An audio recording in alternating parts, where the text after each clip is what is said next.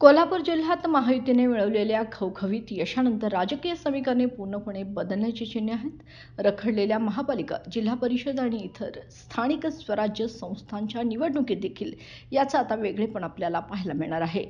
जानेवारी महिन्यात या निवडणुका होण्याची शक्यता असून इच्छुक उमेदवारांनी आतापासूनच तयारीला सुरुवात केली आहे. महायुतीच्या यशामुळे कोल्हापुरात राजकीय समीकरणे बदलली आहेत. काँग्रेस आणि राष्ट्रवादीसाठी महत्त्वाची ठरलेल्या या निवडणुकांमध्ये आता महाडिक पाटील गटामध्ये पुन्हा संघर्ष पाहायला मिळू शकतो.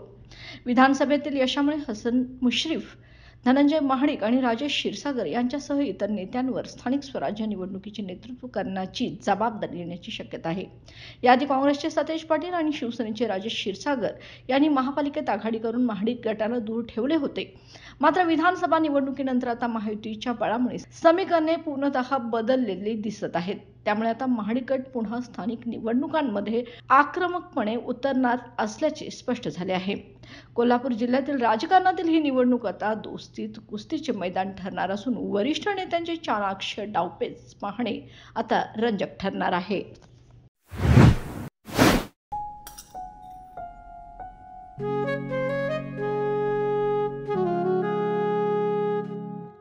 बाबा, आज येताना बासुंदी घेऊन या ना.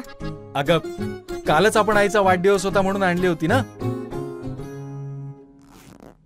ऐकलं, गोकुळची बासुंदी पुन्हा खावीशी वाटतेय. खरं सांगू, मलाही खावीशी वाटतेय. पुन्हा पुन्हा खावीशी वाटणारी गोकुळ बासुंदी.